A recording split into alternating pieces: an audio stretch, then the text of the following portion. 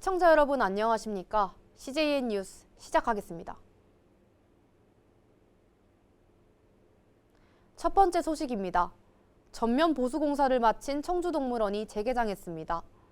보행환경 개선을 비롯해 생태 프로그램까지 한층 바뀐 분위기를 이경민 기자가 다녀왔습니다.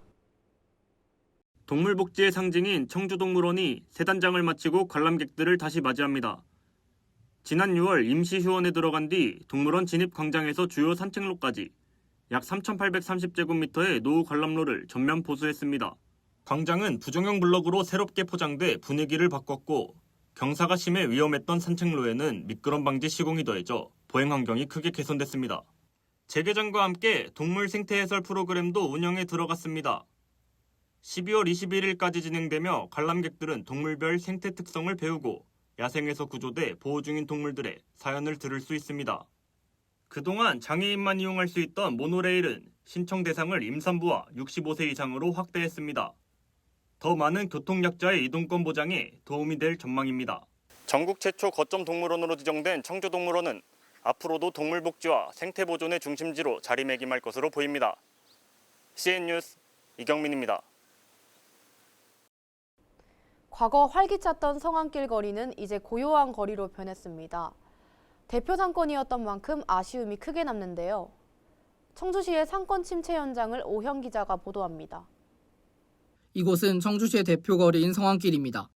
10여 년 전 대표 상권이던 모습은 사라지고 지금은 인적이 드문 거리로 바뀌었습니다. 다양한 상가로 북적이던 거리는 이제 임대문의 현수막만 가득합니다.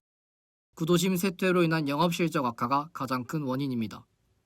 한국부동산원에 따르면 성안길 상가 공실률은 2022년 24.8%, 2023년 26.3%, 지난해 32.8%로 최고치를 기록했습니다. 상가 10곳 중 3곳이 비어있는 셈입니다. 이 같은 문제를 해결하기 위해 청주시가 직접 나섰습니다. 시는 상인회, 건물주들과 성안길 경제 부응협약을 맺어 임대료를 적정 수준으로 낮추고 청년 창업자에게 맞춤형 조건을 제공해 공실 해소와 상권 회복을 추진합니다.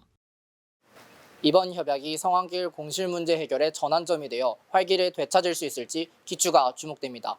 CJN 뉴스 오연입니다. 생활에 필요한 시설에 빠르게 닿을 수 있는 15분 도시, 청주시가 직접 나섰습니다.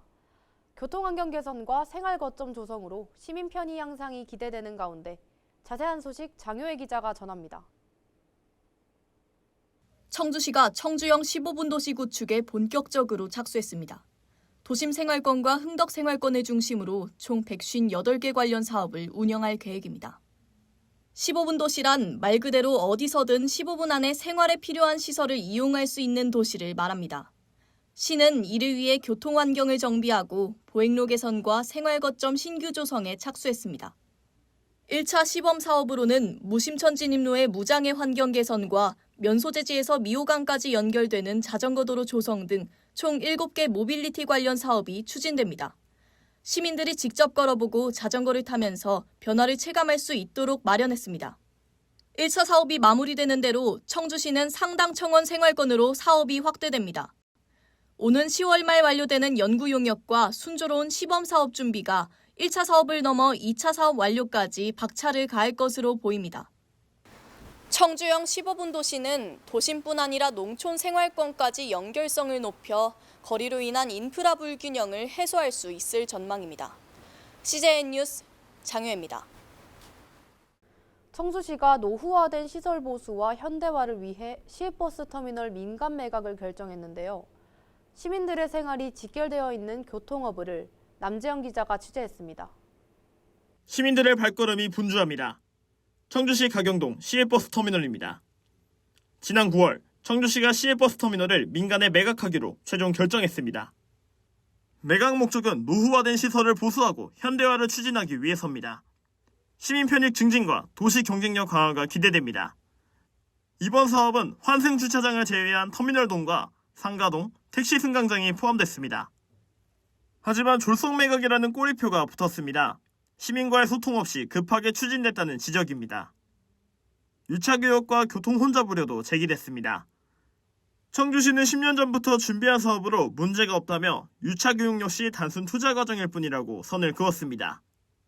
이범석 청주시장은 시민들이 이용하기에 더욱 편리한 시설을 만들고 지역경제 활성화와 발전을 선도할 수 있도록 하겠다고 밝혔습니다. 시는 터미널 기능을 유지하는 조건으로 낙찰자 선정을 추진한다고 전했습니다. 시민들의 생활과 직결된 공간인 만큼 이번 사업이 지역 발전으로 이어질지 귀추가 주목됩니다. CJN 뉴스 남재영입니다. 몸도 마음도 따뜻하게 챙기시며 건강 유의하시길 바랍니다. 저희 CJN은 언제나 여러분 곁에서 소식 전하겠습니다. 뉴스 마칩니다. 시청해주신 여러분 고맙습니다.